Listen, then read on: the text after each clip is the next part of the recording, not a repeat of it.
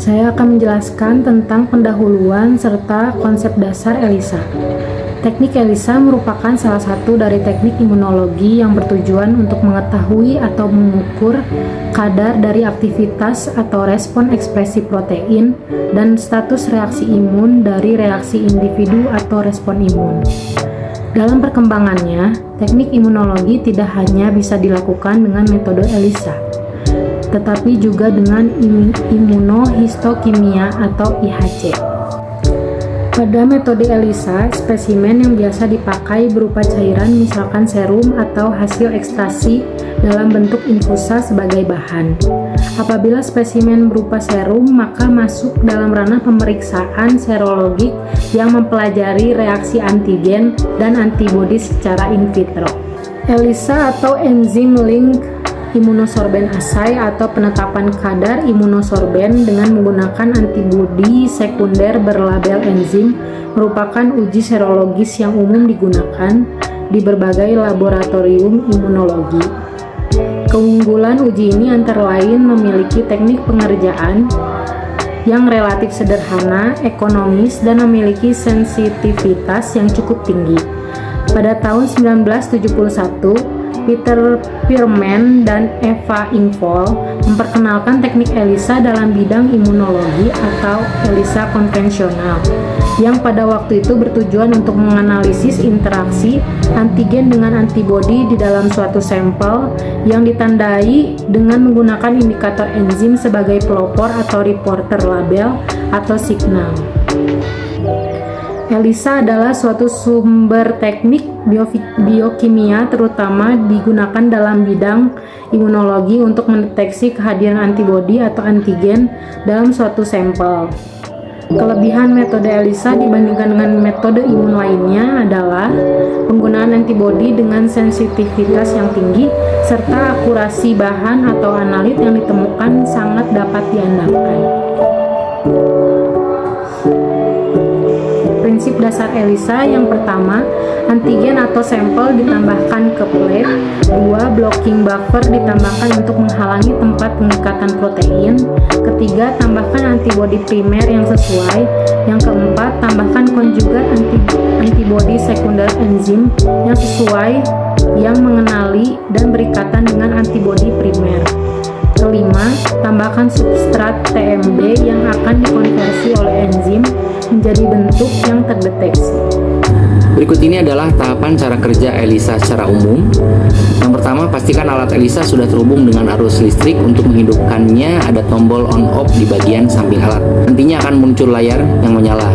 Di layar tadi kita buat dahulu list program yang diinginkan untuk uji apakah ELISA tersebut digunakan. Jika belum ada, maka tekan New dan ketik nama ujinya. Contohnya untuk uji COVID-19 yang sedang banyak dibutuhkan ini, dari sini kita bisa diklik dan buat program untuk COVID-19 pada ELISA reader tersebut. Selanjutnya, atur panjang gelombang. Jadi, untuk uji ini digunakan panjang gelombang 340 sampai 750 Nm. Itu juga mode kalibrasi. Kalibrasi bertujuan untuk membandingkan sampel yang dimasukkan ke dalam ELISA dengan standar. Jika sudah disetting, kita dapat masukkan plat yang sudah diisi well. Pastikan plat dalam posisi yang benar, karena hal ini sangat berkaitan dengan sistem alat, terutama pada arah well. Jika well ditaruh secara vertikal, bisa diklik A sampai dengan H, sedangkan kalau well ditaruh secara horizontal, bisa klik nomor 1 sampai dengan 12. Selanjutnya, jangan lupa atur juga mixer speed untuk mengatur seberapa cepat dia memutar. Setelah itu, bisa kita klik OK. Jika semuanya sudah, kita bisa mulai klik start, lalu testing akan berjalan setelah di mixer tadi. Maka plate akan masuk ke dalam dan well pun akan mulai bekerja. Waktu pemecahan nilai absorban dengan ELISA ini bermacam-macam, yaitu berkisar 15 sampai 30 menit. Jika sudah, baru kita bisa lihat hasilnya dengan klik result dan preview. Setelah itu akan keluar hasil dari nilai absorban sampelnya. ELISA atau Enzyme Link Immunosorbent Assay merupakan salah satu metode yang selama ini banyak digunakan untuk deteksi antibodi berdasarkan prinsip ikatan antigen antibodi spesifik. Aplikasi metode ini digunakan untuk screening maupun konfirmasi diagnosa untuk penyakit. Akan Akan tetapi, pada kondisi tertentu, uji ELISA terkadang tidak bisa dilakukan. Mengapa demikian? Karena keterbatasan peralatan laboratorium, tidak tersedianya bahan kimia, maupun tidak adanya tenaga laboratorium yang memiliki keahlian menjalankan tes dan perlunya hasil tes untuk segera diketahui. Uji ELISA juga dalam metode imunologi yang melibatkan suatu enzim untuk mendeteksi antibodi atau antigen dalam suatu sampel. Pemanfaatan ELISA secara luas dapat juga digunakan untuk mendeteksi senyawa toksin dalam makanan. Di sini saya akan menjelaskan tentang kelebihan dan kekurangan alat ELISA. Yang pertama itu teknik ELISA ini memiliki beberapa kelebihan. Yang pertama, teknik pengerjaannya relatif sederhana. Yang kedua, relatif ekonomis. Yang ketiga, hasilnya itu memiliki tingkat sensitivitas yang cukup tinggi. Yang keempat, dapat digunakan untuk mendeteksi keberadaan antigen walaupun kadar antigen tersebut sangat rendah. Yang kelima, dapat digunakan dalam banyak macam pengujian. Sedangkan kekurangan dari teknik ELISA antara lain, yang pertama, jenis antibodi yang dapat digunakan pada uji teknik ELISA ini hanya jenis antibodi monoklonal, jadi antibodi yang hanya mengenali satu antigen.